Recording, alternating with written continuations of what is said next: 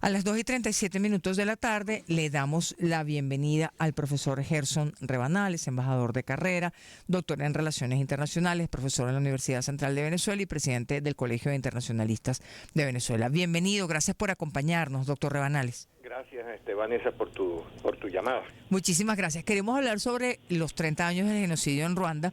Profe, pero no podemos dejar de hablar de lo que sucedió en Ecuador con lo que ocurrió en la Embajada de México. ¿Qué valoración hace usted sobre todo de las respuestas internacionales?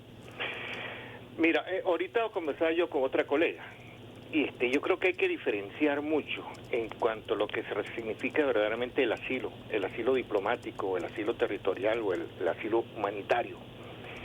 Y que el mismo no sea confundido por algunas personas que utilizan estos elementos, estas herramientas de protección, sobre todo a los políticos, a la gente que tiene ciertas ideas, y se ha utilizado por personas que ya de por sí tienen algún tipo de delitos, vamos a llamar así. Hay una convención sobre asilo que fue inclusive en el año 54 aprobada aquí en Venezuela, aquí en la época de la dictadura, en el año 54 en la Universidad Central de Venezuela, que es la convención de asilo, convención propiamente de asilo. Y hay las otras convenciones de Viena diplomática sobre la protección de las embajadas. La convención de asilo es muy clara, es para proteger a las personas por delitos políticos, pero quien tiene ya antecedentes por corrupción, por delitos comunes, no puede hacer uso de esta. Evidentemente, pudiéramos pensar. ¿No se puede disfrazar la persecución política de supuesta investigación judicial? Es que eso lo prevé la Convención de Asilo, de asilo aprobada en Venezuela. Cuando una persona que tiene ya antecedentes, como los tiene el señor Glass, que no es de ahora, sino que ya venía con todo un proceso judicial sobre su persona, donde se habían dado fianza para liberarlo, es una persona que está señalada por delitos comunes. ¿Y esto justificaría el meterse en la Embajada de México? No, ahí está la contradicción en la convención, en la convención de Viena diplomática, que las misiones diplomáticas son inviolables. Entonces existe ahí esa confrontación entre una convención y otra convención. Lo que sucede es que el embajador, el país asilante, tiene la responsabilidad de calificar si da o no da el asilo. Claro. Entonces el embajador de México ha debido evaluar bien cuál es la situación de este señor Glass, no en ese momento, sino desde que ha sido señalado por las autoridades ecuatorianas de una serie de delitos donde ha entrado a la cárcel, inclusive no por razones políticas, sino por las propias razones de corrupción y delitos comunes. ¿Usted qué hubiera hecho, profesor? ¿Perdón? ¿Usted qué hubiera hecho, profesor Rebanales? Bueno, porque en esa contradicción, ¿qué tiene más peso para usted? Es que tiene más peso para mí y como otros colegas, que no se puede utilizar los instrumentos del derecho internacional para proteger a personas que violan los propios derechos internos. Entonces, es complicado, pero si yo soy el embajador y veo que este señor tiene, desde hace 5 años, tiene vamos a decir, entre comillas, un prontuario por delitos comunes, yo estoy autorizado por mi propia convención a no concederle el asilo y exigir que el individuo tenga los derechos que le debe tener dentro de un Estado de Derecho. Porque eso también es una responsabilidad. Eso es lo que debió suceder, sí, idealmente, profe. ¿Perdón? Eso es lo que debió suceder idealmente. Idealmente. Bueno, yo como académico claro. y como profesional trato de cumplir. Ahora, si hay otras connotaciones de orden político, bueno, claro, van al margen. Sí, no, sin duda, profesor. Por eso le preguntábamos, en un caso como este, el embajador, a su juicio, el embajador mexicano debió actuar de otra manera.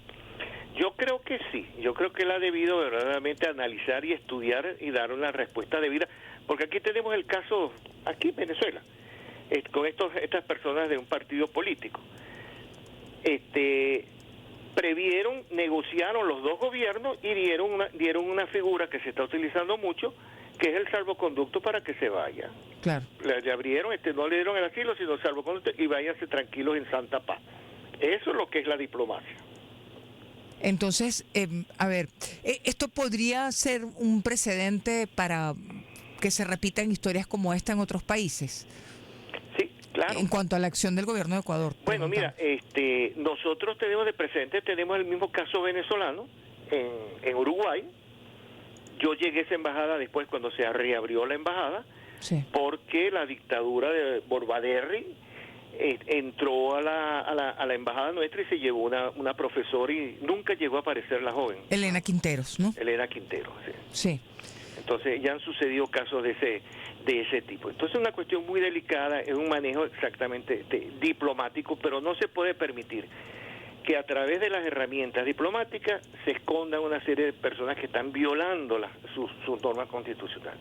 Y hay algo todavía también más grave todavía que a futuro, que es que muchos gobiernos, en base a la soberanía, también pretenden hacer lo que quieren hacer, violando derechos humanos y una serie de elementos. Pero es otro tema a discutir, pero la soberanía no es tampoco para violar los principios del derecho internacional. De acuerdo. Ahora sí, profe, vamos a recordar, pensando en los 30 años de estos hechos tan lamentables de Ruanda, ¿usted ve posibilidades de que algo así pueda repetirse? Bueno, lo estamos viendo ahorita en Gaza. Lo vemos en Gaza. En Gaza es lo que siempre se previó, o lo que siempre hubo el compromiso de que no volviera a suceder lo que sucedió durante la Segunda Guerra Mundial, o lo que sucedió con el pueblo judío, por lo que hicieron las fuerzas de hitleriana.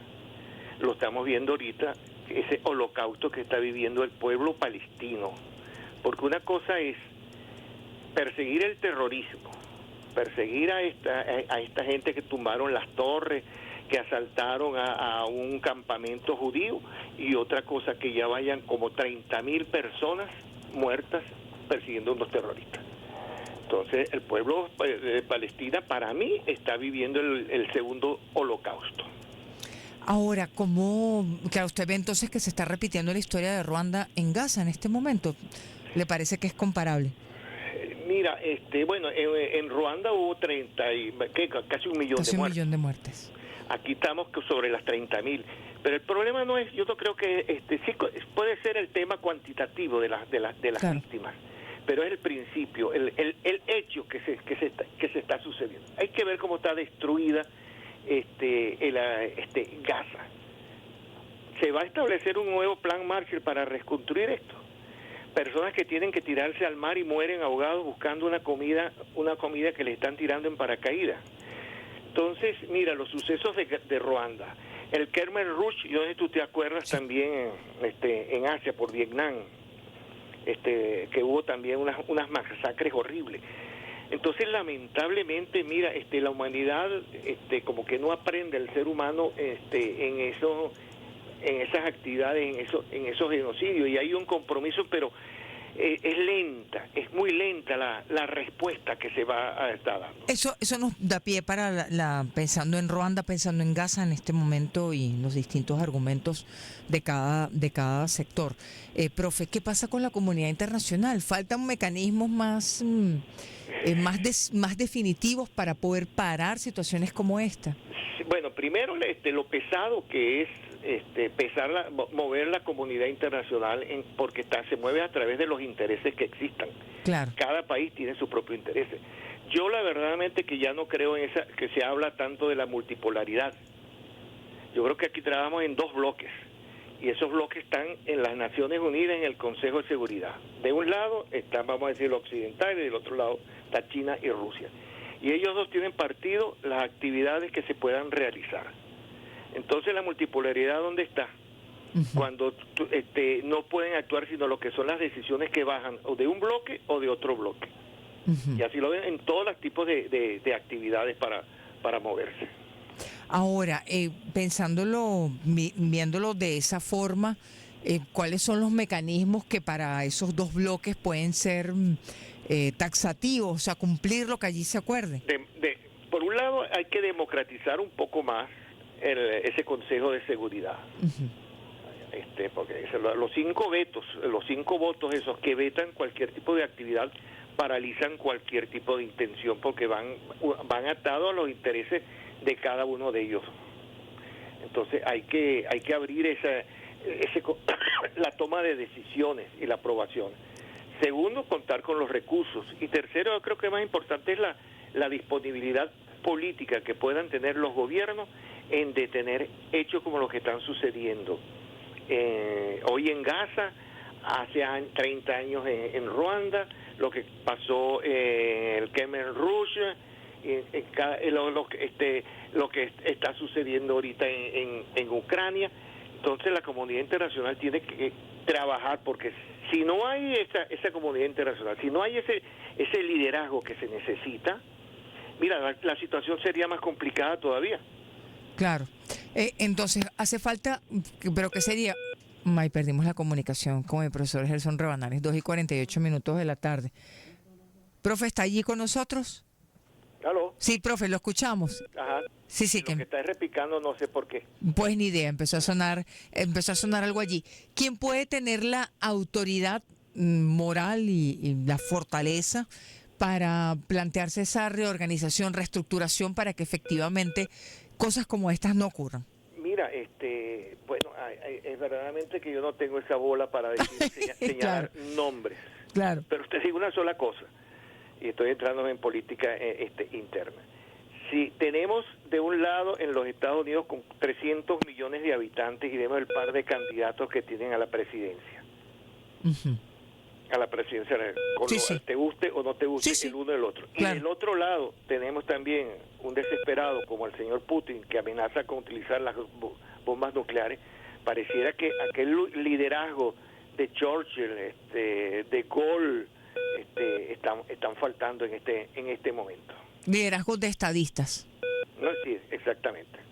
Profe, muchísimas gracias. Gracias por acompañarnos en la tarde de hoy. Gracias, Vanessa. Gracias por tu llamada. Gracias y bienvenido. Hasta luego. Son las 2.